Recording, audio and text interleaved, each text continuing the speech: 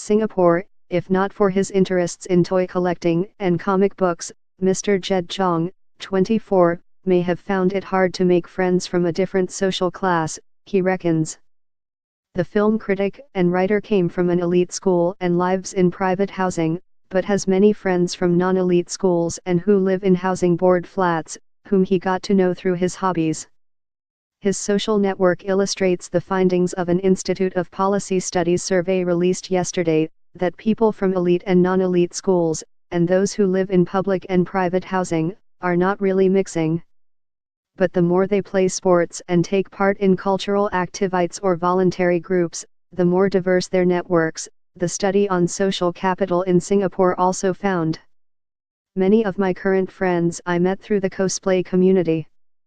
I am not a cosplayer, but I am a geek, so I like hanging out with other geeks, said Mr. Zhang, adding that he thinks it would have been hard to make friends across social groups without the common interests. The study, which is the first of its kind, has led to some experts warning about a class divide emerging in Singapore.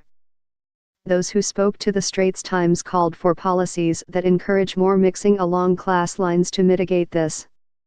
Their recommendations included tweaking admission policies for primary schools, and encouraging more social activities like sports programs. National University of Singapore sociologist Vincent Chua, who researches elite school networks, said students from higher status backgrounds may tend to have a higher chance of entering elite schools due to better academic performance, for instance. With schools being one of the places which give students more chances to know peers from different backgrounds, it would not be ideal if top schools became less diverse, added Dr. Chua, who worked on the study with news sociologist Tan Earn Sir and IPS Deputy Director Gillian Koh. Pointing to a change in admission rules in 2014 that required all primary schools to set aside 40 places for children with no connections with the school, Dr. Chua said this was a move in the right direction. He suggested expanding the proportion of such places, and also limiting the number of places allotted to children of alumni members.